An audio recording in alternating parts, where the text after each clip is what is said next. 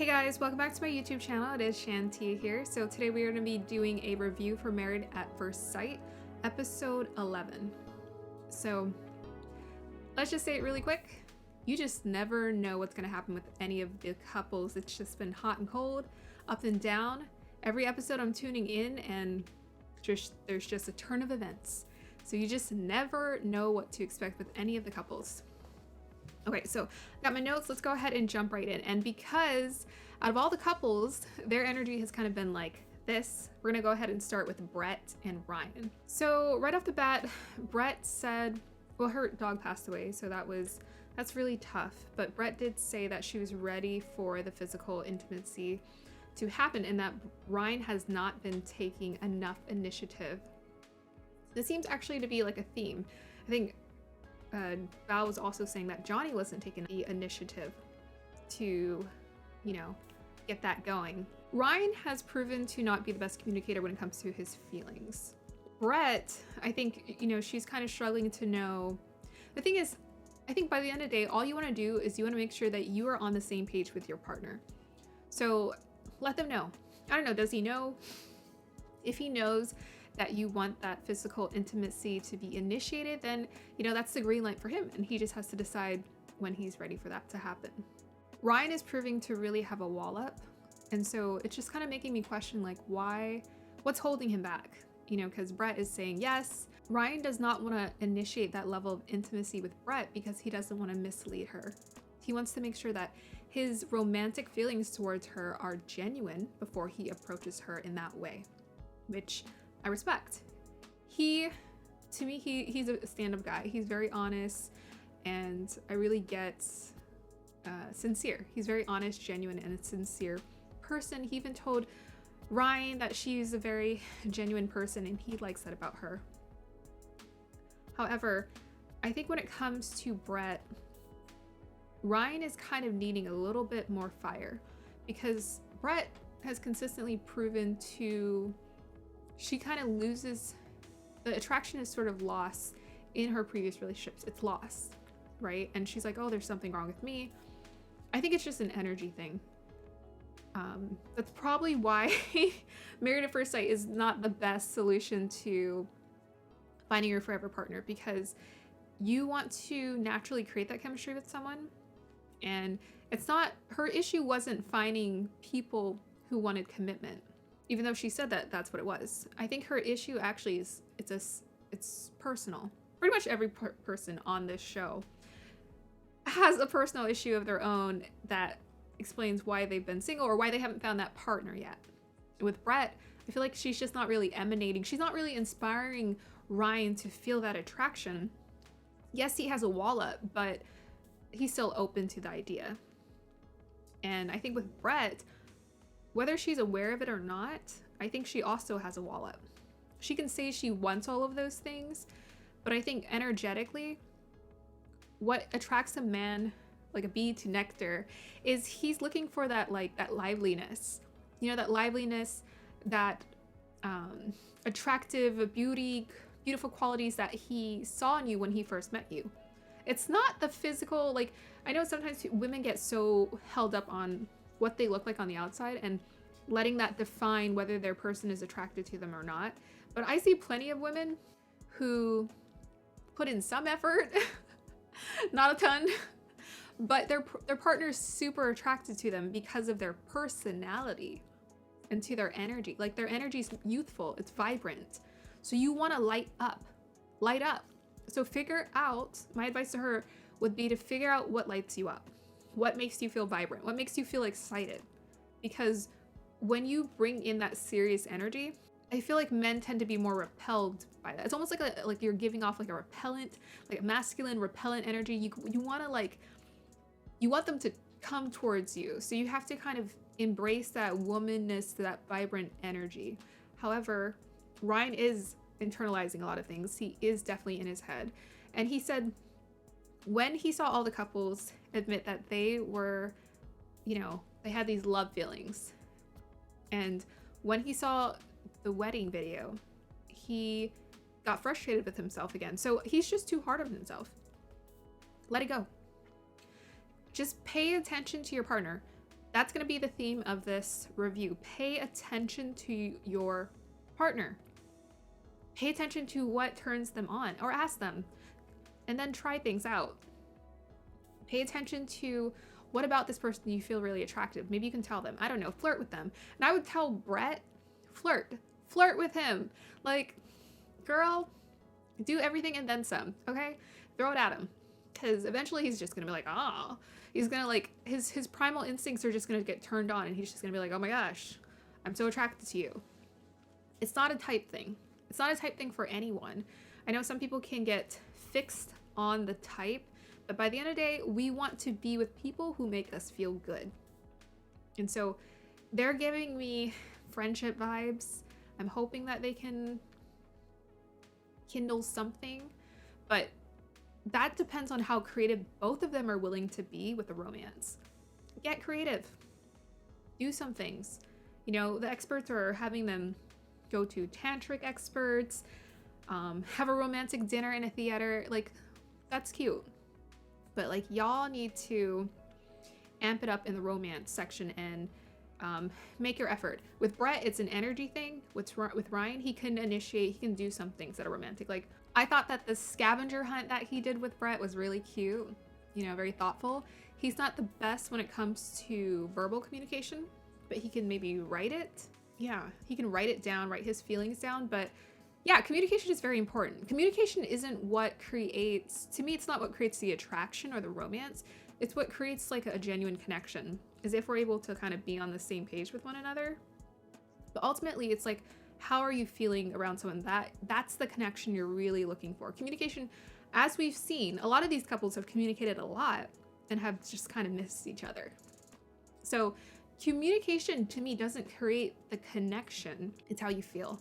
It's like, do you feel excited? Like, do you feel connected? Do you feel in sync with one another? Like, that's what creates that kind of connection that people are often looking for. It's not, the communication is a tool.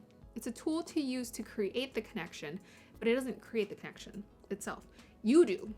You, who you are, who you bring to the table, that's what creates the connection.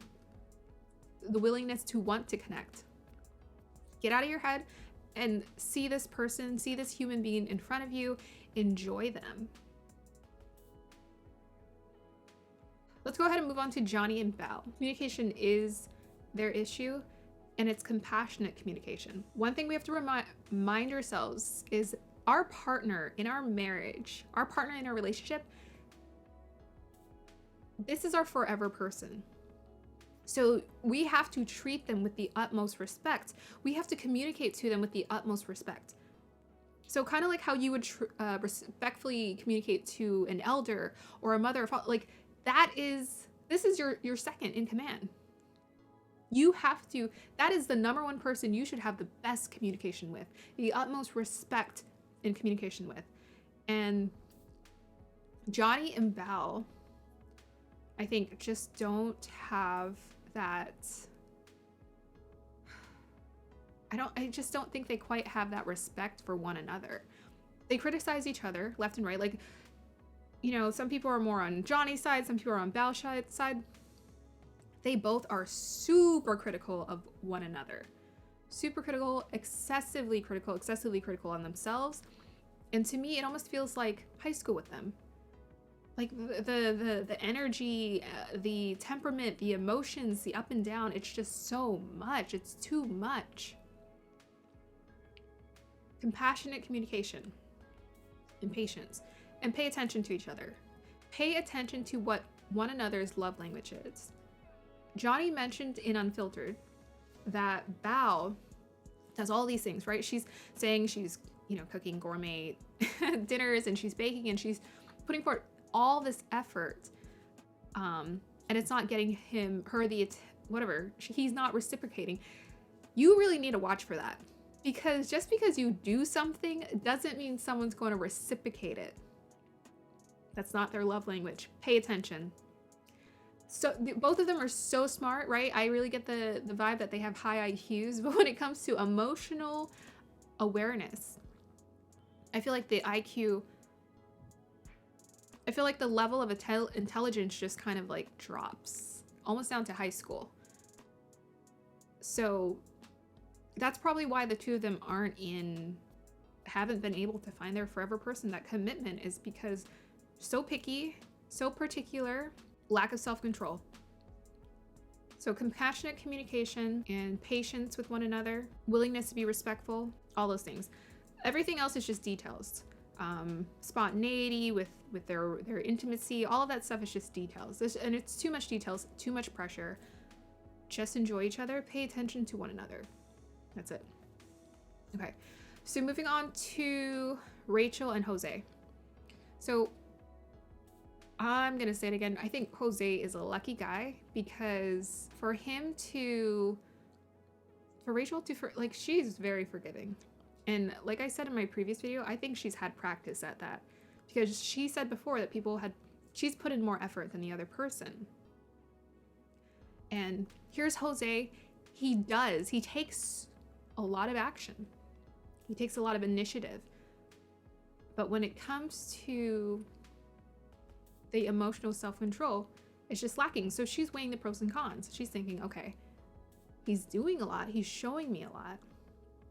And so long as I speak up for myself, he'll know where I stand. She said that she was very happy that that fight happened. And I'm glad it happened too, because you don't want any surprises coming from your marriage partner. You want to know what you're willing to put up with when you're around them. And so I'm glad she was able to see his true self.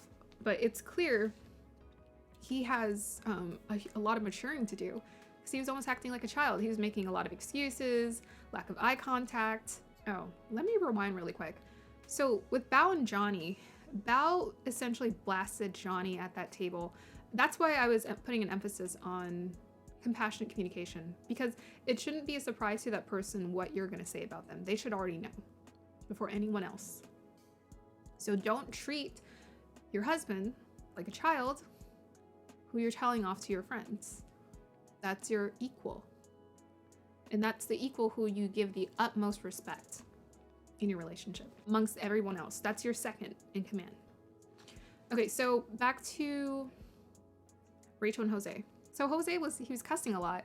He was cussing, he wasn't making eye contact. He's like, what do you want me to do? Throwing up his hands, kept saying a lot of things, making excuses, not really apologetic.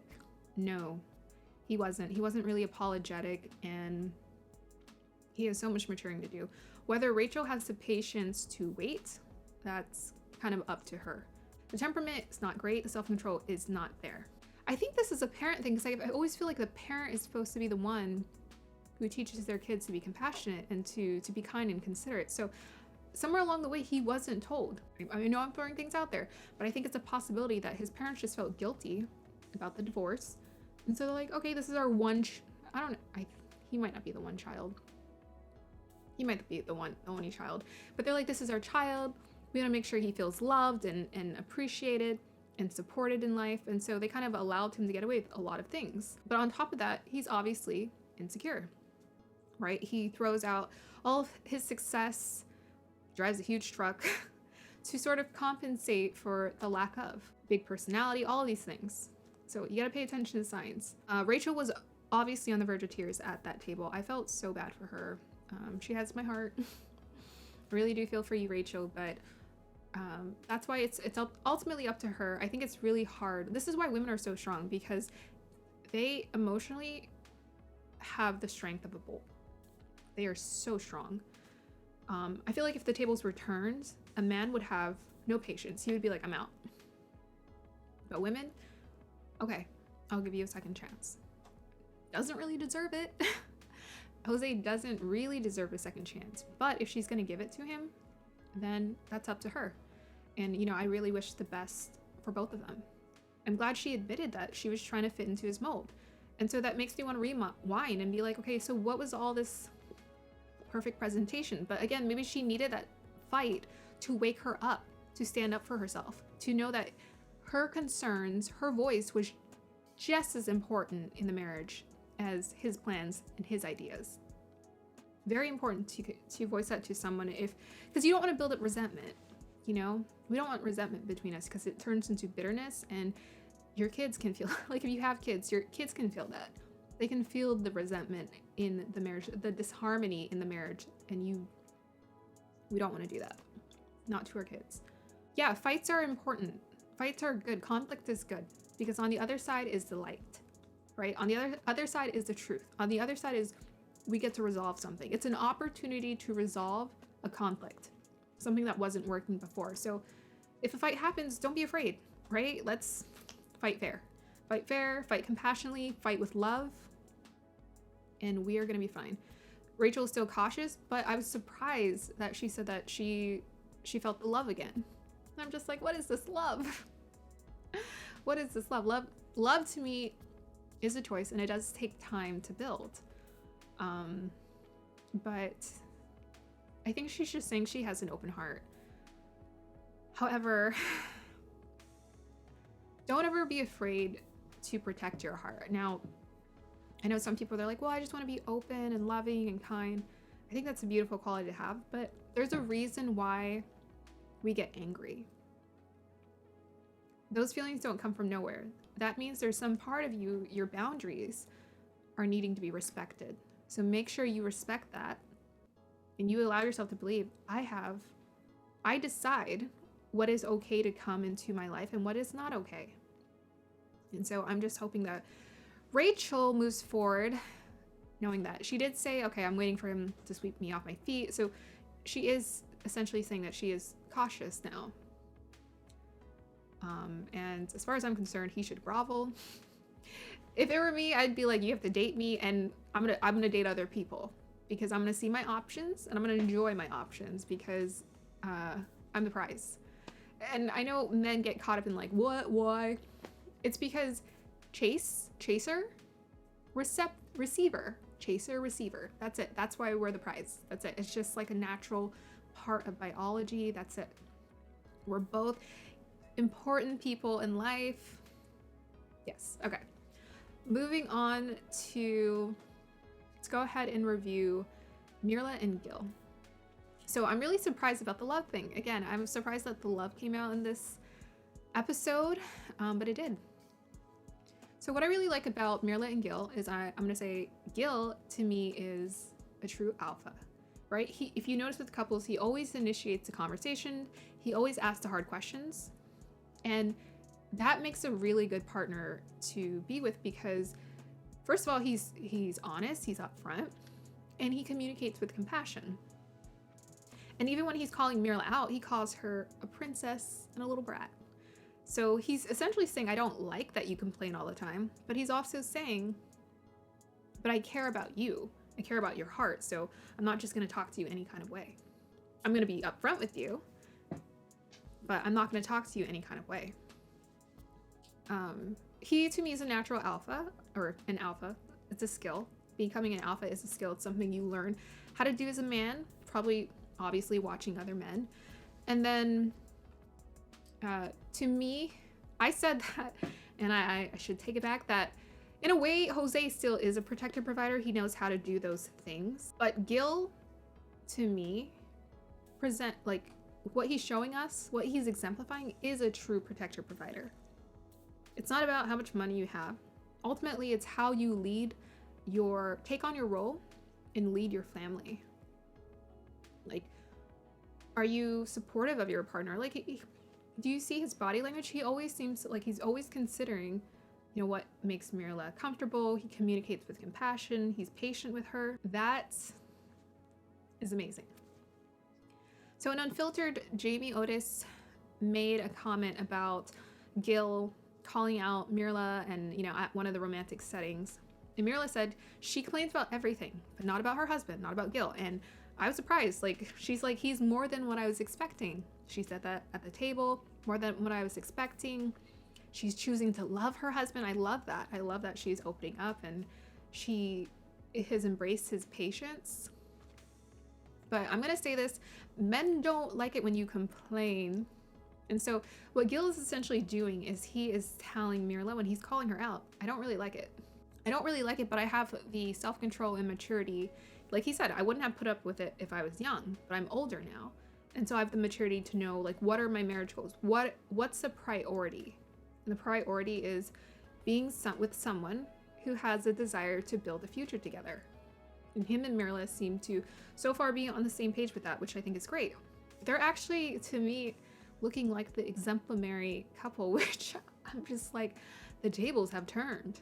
That's exactly what like maturity is. It's just like, we're not trying to be in love. It's not hot and heavy or any of those things. It's like, we're taking from our previous experiences and we're choosing to make better decisions moving forward. I love how Gil initiates conversations. I love the questions he asks. He's not afraid to ask the hard questions. He's an honest communicator. I'm excited to see how this falling in love progresses for the two of them. I'm excited to see how it progresses. And I do love that even though he is calling her out, he still uses humor. And to me, humor is a form of compassionate communication. Obviously, you don't want to just use any kind of humor, like sarcastic, super sarcastic humor. You want to still be considerate of taking that person's feelings into consideration. And Mirla is, I don't know, she's been consistent. Like I said, she kind of has grown on me. Like she's like creeped up on me. And I love her dry sense of humor. So her and Gil are doing really nice. And I think every person, like to me, they just feel like a realistic couple. And so I think every person can take value from how they're operating. Like they disagree, but how do they disagree, right? How do you make the marriage a priority instead of everything? Last couple, Michaela and Zach. Again, where did the love come from? That kind of came from left field. I'm just like, what? You love him? What? So Zach, let's talk about Zach really quick because I think you guys you're gonna know what I'm gonna say about Michaela. So Zach, in Unfiltered and kind of in the show, I was watching his body language. He looks exasperated, like he's having to put up with the immaturity. Just like Gil said, when Mirla complains, the younger version of him wouldn't put up with that. And that's what I mean by like, Zach should have waited it out a little bit more to just cultivate a little bit more patience, But I think he's handling it well. The thing about Zach is I think he's an optimist idealist. So he likes to be optimistic about things, but he also has an ideal image or idea of what he really wants. And when that ideal image or idea doesn't come together, I think on an emotional level, like he holds it back, but I think on an emotional level, it really affects him. It really affects him. But he's optimist, right? So he's like, okay, I'm willing to try again, willing to try again, willing to try again.